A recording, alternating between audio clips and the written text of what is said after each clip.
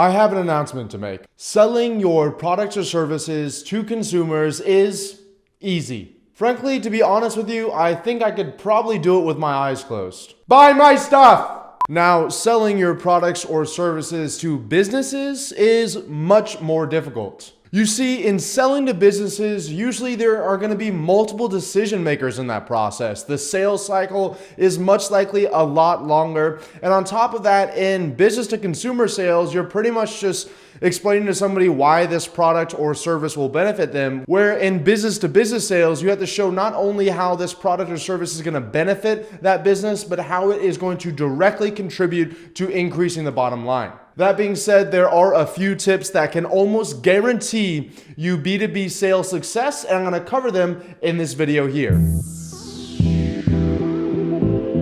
What's going on, everyone? I'm Ravi Abuvala, founder of Scaling with Systems, and over the past 2 years, I've closed around $5 million in high-ticket business-to-business sales. I have over 30 sales reps that work for me, and I have taught over 1,000 clients the exact same sales strategies I'm going to show you in this video here. Now, if you want the exact sales script that we use inside of our company with our 30+ sales reps, as well as the same sales script I've taught to over 1,000 clients, you can click the link in the description down below. After you're done watching this video here, it'll complement the video really well. And I think it's like an hour and a half long masterclass where I walk through everything from A to Z on our sales process, our sales flow, and our sales script. So make sure you click the link in the description down below after you're done watching this video. That being said, let's get into the tips right here. So the number one tip in B2B sales success is to understand the importance of clarity in sales. If your prospect doesn't know exactly how your product or service is going to benefit them and increase their bottom line,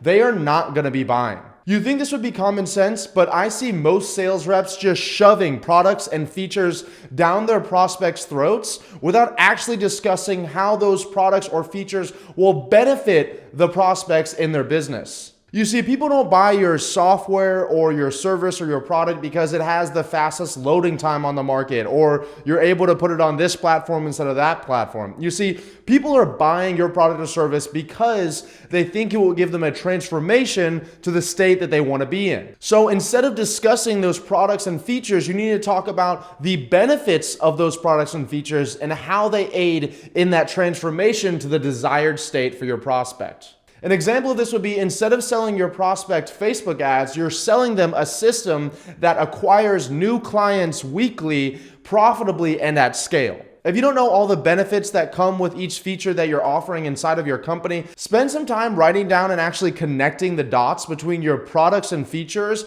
and the benefits that you want your prospect to have, so that when you're on the sales call, you can easily explain to them why this feature or this product is important for their end result. On top of that, every single time you discuss a new product, a new feature, or really introduce anything new in the sales process, you need to stop and ask if the prospect 100% understands how what you just said can contribute to them increasing their bottom line. That is the importance of clarity. Nobody is going to buy your stuff if they are not 100% crystal clear on what you're selling and then what are the exact next steps after they pay you money. Tip number 2 is to have some sort of sales script or sales process. I'm not saying you have to have some sort of 80-page sales script or talk like a robot when you're on your sales calls, but it is really important to have your sales process or sales script mapped out from when you answer the call or when you call the prospect all the way to the close. That way you're able to effectively leverage the real psychology and science behind high-ticket business-to-business sales. On your sales call, it's important you know when and how long you should be qualifying the prospect for, how many questions you should be asking, how long you should spend on your products or features, when to bring in the benefits of the products or features, when to ask for the close, what happens if they don't close, and so on and so forth. And having a script or some kind of sales process mapped out makes it very easy to be able to follow along and make sure you're doing your sales process with as much efficiency as possible. On top of that, it will also be really beneficial when you're onboarding new sales reps, which, if you're following my advice here and on my YouTube channels, could be something you do very soon. You see, without a universal sales script inside your company, you're going to have some sales reps saying some things to prospects, other sales reps saying other things to prospects, and then it's very difficult to quantify what's working inside your sales process, what's not. And then also you have the issue of prospects being sold on different benefits and features than other prospects are being sold on. And that can become a real problem on the back end of your company. Another really incredible feature of having a sales script is at the very bottom of the script, you can keep an objection list of objections that you're getting on every single call that you're going on. And over time, you're just going to be adding to it more and more. And eventually you'll have maybe 10, 20, 30, 50 common objections and the right answers to those objections on that sales script for you to use or your future sales reps to use in order to close high ticket deals. Now, my third tip in increasing the efficiency of your B2B sales is simply by smashing the like button down below. You see, by simply smashing the like button down below, other people will smash the like button down below. And that is really good for me. And what's good for me is good for you. And that's going to be good for your sales. No, actually, tip number 3 is to be aware of buyer's awareness. You see, sales today is much different than it was even 10 years ago. The prospects you're getting on the phone with are much more educated than you think. They have access to resources that have never been available before, and they've honestly probably been sold to 8 to 10 times on this exact same product or service this week. So it's really important that you actually acknowledge this on the sales call and use it as an opportunity to build rapport and trust with your prospects. One of the best examples I can give you is during your sales process when you're explaining who specifically can benefit from your product or service. Also explain to them who does not benefit from your product or service, or what are some past clients that have actually not seen success in using your service.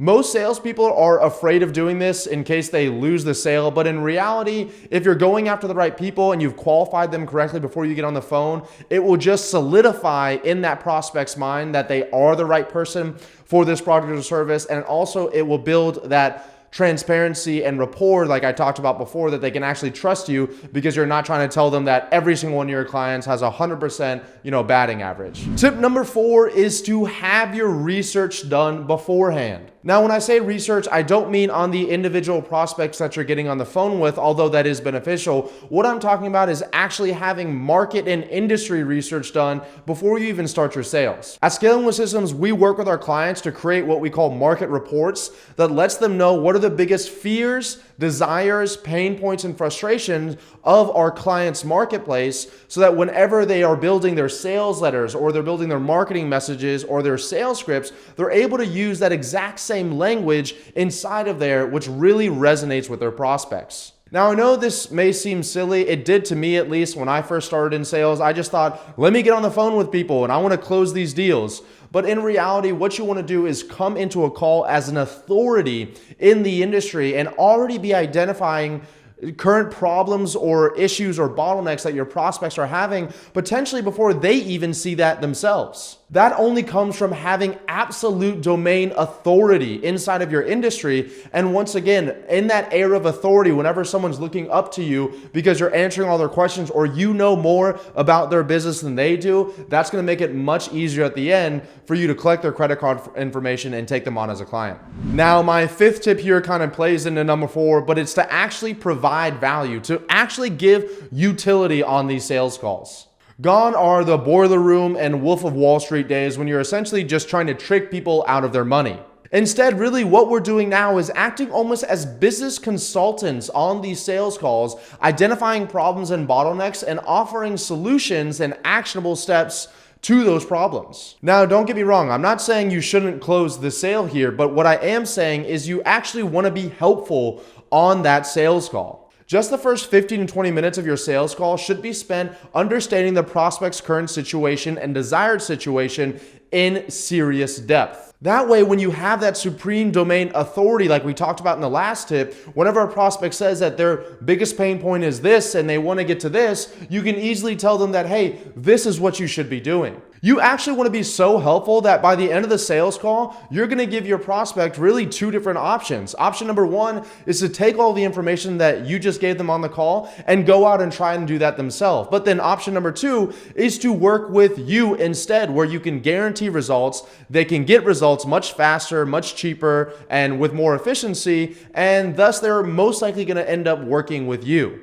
These prospects can most likely get the answers to their question online, on YouTube, or on Google. So don't act like you're hiding some kind of secret from them, but instead bring it to their attention and give them the options so that they're able to choose. Tip number 6 is to leverage urgency and scarcity in your sales process, but don't do it in a sleazy way. At the end of your sales call, don't say something like, you have to say yes on this call or you're never going to be able to, because most of these business owners are well educated, they're well versed in B2B sales, and they're going to see right through that. Instead, in that qualification process that I discussed above, you should be identifying how much money they're really losing by staying the same way that they're currently going. So let's say that they're in business and they're saying that they're having difficulty generating leads, but they want to get to $1 million business in the end of the year. Well, you can highlight the fact that they said that they literally don't know how they're going to do it because they can't generate any leads. And if they continue for the next even 3 months not generating any leads, they could potentially go in the red inside their business and have to close up shop. So don't create some kind of fake urgency or scarcity, but instead show them what they're missing out on, what could potentially be their future if they don't work with you guys and don't pull the trigger now. That's much more reliable, much more transparent, and you're not going to break that trust by saying something sleazy that you saw in a YouTube video. Now, of course, if you do have some sort of cap on how many clients you can take in a market area or some kind of limit on how many clients you can take on because of your back-end fulfillment, don't be afraid to say that on the sales call, because that always works. But don't lie. And finally, my number 7 B2B sales tip for you is to have crystal clear next steps at the end of the call. If you end up closing the deal, then you should explain in exact detail what the next 3 to 5 steps are going to be for that prospect, so you can take that transition from sales to back-end fulfillment and make it as smooth as possible for the client. If you don't close the deal and they need to think about it, they need to talk to their spouse, their partner, the tooth fairy, whoever else it is, make sure you have crystal clear next steps as far as when you guys are meeting again, if the partner or the spouse is going to be on the call, why exactly they need to consult with them first instead of closing it on that first call there, and any additional homework or research you should send over their way before that next call so that everyone is as prepared as possible. Don't ever let a prospect get off the phone with you by saying something like, oh, just send me more information, because that's just a smokescreen from a real objection or issue that they're having and moving forward. And instead, you should handle that on the call right then and there. Finally, a bonus tip for all of you crazy cats out there is to keep incredibly detailed notes and recordings of all of your sales calls inside of a CRM. Like I told you before, we have over 30 sales reps inside of our company, and we have a saying inside of our business. It says a weak CRM makes a weak sales rep. And if your sales reps aren't recording these calls and putting these notes inside of there, then later on when they're trying to follow up with that lead, or if they leave or quit and you have another sales rep come in and try to work that lead, without all of that time and information that they had from before, they won't be able to close that deal. Or it'll just simply be much more difficult than it needs to be. Like I said before, if you guys want about an hour-long masterclass on our exact sales flow, our sales script, and our sales process from A to Z, totally for free, click the link in the description down below and you can get access to that right now. Finally, if you got some value out of this video, make sure you smash the like button and click subscribe if you want to get access to additional videos that I put out just like this on a weekly basis. Comment down below any questions you have around B2B sales or any specific objections that you have issues with, and I'll be sure to answer them for you. Thank you guys so much for your time, and I'll see you in the comments.